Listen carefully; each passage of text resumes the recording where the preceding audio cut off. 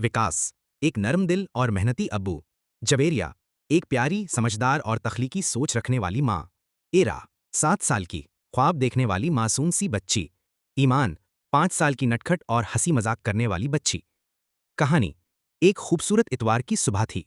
सूरज नरम रोशनी बिखेर रहा था, परिंदे चहचहा रहे थे और घर में खुशी का सा माहौल था। विकास ने नाश्ता बनाया, पराठे और आलू की तरकारी, और सबके चेहरे खुशी से दमकने लगे।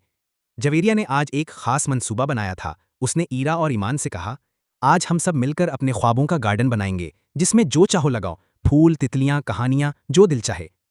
ईरा ने कहा, मैं गुलाब लगाऊंगी क्योंकि वो खुशबू देते हैं, जैसे अम्मी की बातें।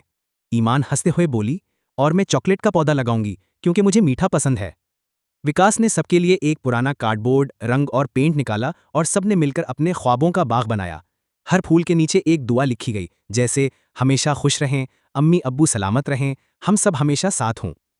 जब गार्डन मुकम्मल हुआ तो जवेरिया ने कहा, यही असल जिंदगी है, जब हम एक साथ कुछ खूबसूरत बनाएं, हंसी में, प्यार में, सच्चाई में। ईरा और ईमान ने अपने अब्बू को गले लगाया और कहा, हम आपसे बहुत मोहब्बत करते हैं। विकास ने दोनों बेटियों को प्यार किया और दिल ही दिल में शुक्र अदा